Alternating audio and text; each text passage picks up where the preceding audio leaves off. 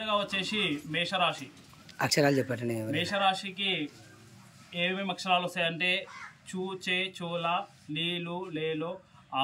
అంటే లక్ష్మమ్మ, చెన్నయ్య, లలిత, లింగమ్మ, ఆంజనేయులు, అనిత, ఇవన్నీ పేర్లు కూడా ఈ యొక్క మేషరాశి కిందికి వస్తాయి. ఈ యొక్క మేషరాశి వారి ఆదాయం ఎంత ఉందంటే 2 వాళ్ళ ఆదాయం ఉంది, ఖర్చు 14 వాళ్ళ ఖర్చు ఉంది మేషరాశి. అయితే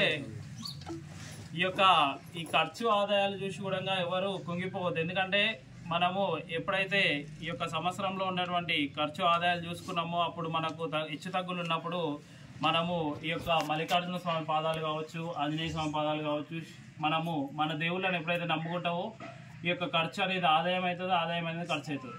ఇప్పుడు ఖర్చు 14 వాళ్ళు ఉంది, ఆదాయం 2 వాళ్ళు ఉంది కదా. నువ్వైతే ఎప్పుడైతే దేవుణ్ణి ఎక్కువ నమ్ముకుంటావో ఈ ఖర్చు ఉల్టా పంట కూడా అయ్యే అవకాశం ఉంటుంది. కాబట్టి దేవుణ్ణి మనసులో నమ్ముకుంటే మన యొక్క ఆదాయ వ్యయాలు కూడా దేవుడు తారుమారు చేసి మనల్ని ముందుకు తీసుకెళ్తాడు.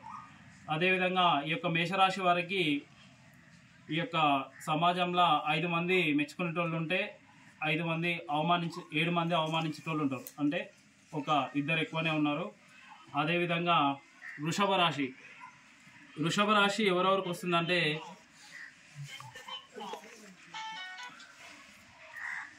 వాణి, వీణ, వెంకటేషు, ఎల్లయ్య, ఇవన్నీ కూడా వృషభ రాశి కిందికి వస్తాయి.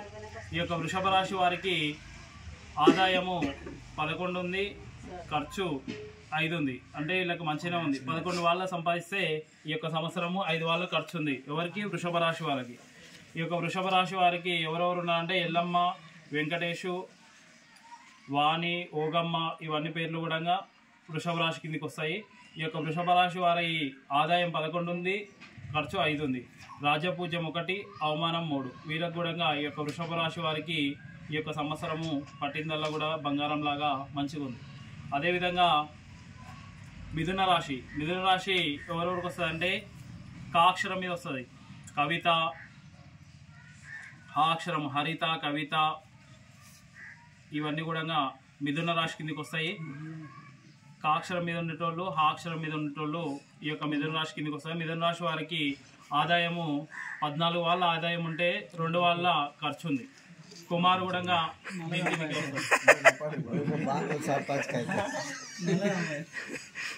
ఈ యొక్క ఆదాయము 14 వాళ్ళు ఉంటే 2 వాళ్ళ ఖర్చు ఉంది. అంటే దాదాపు 12 వాళ్ళ మిగులుతుంది.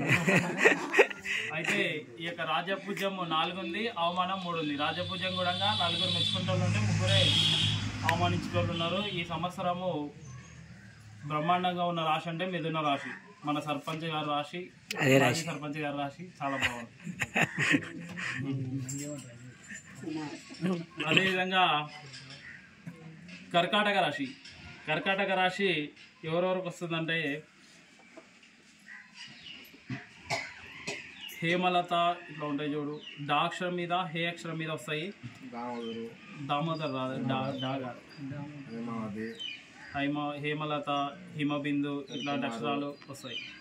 అయితే వీళ్ళకి ఆదాయం 8 ఉంటే ఖర్చు 2 ఉంది. వీళ్ళకి కూడా ఈ యొక్క సంవత్సరం బ్రహ్మాండంగా ఉంది. రాజపూజ 7 ఉంది, అవమానం 3 ఉంది. కర్కాటక రాశి, మిథున రాశి చాలా మంచిగా ఉన్నాయి. అదేవిధంగా సింహరాశి ఎవరెవరికి వస్తుందంటే మంగమ్మ, మల్లేషు, మణికంఠ, ఇవన్నీ పేర్లు మా అక్షరం మీద వచ్చే పేర్లు, టాక్షరం మీద వచ్చే పేర్లు ఈ యొక్క సింహరాశి కిందికి వస్తాయి. మా అక్షరం మీద మల్లేషు, మల్లమ్మ, మంగమ్మ, ఇవన్నీ కూడా సింహరాశి కిందికి వస్తాయి. సింహరాశి వాళ్ళది ఆదాయము 11 ఉంటే ఖర్చు కూడా 11 ఉంది. ఎంత సంపాదిస్తారో అంత ఖర్చు ఉంది. అదేవిధంగా రాజపూజం 3 ఉంటే అవమానము 6 ఉంది. 3 మెచ్చుకునేటోళ్ళు ఉంటే అవమానించేటోళ్ళు 6 మంది ఉన్నారు. ఈ సంవత్సరంలో సింహరాశి వాళ్ళకు కూడా చాలా బాగుంది. ఆ తదుపరి కన్యారాశి ఎవరెవరు వస్తారంటే పాక్షరం మీద పాండు,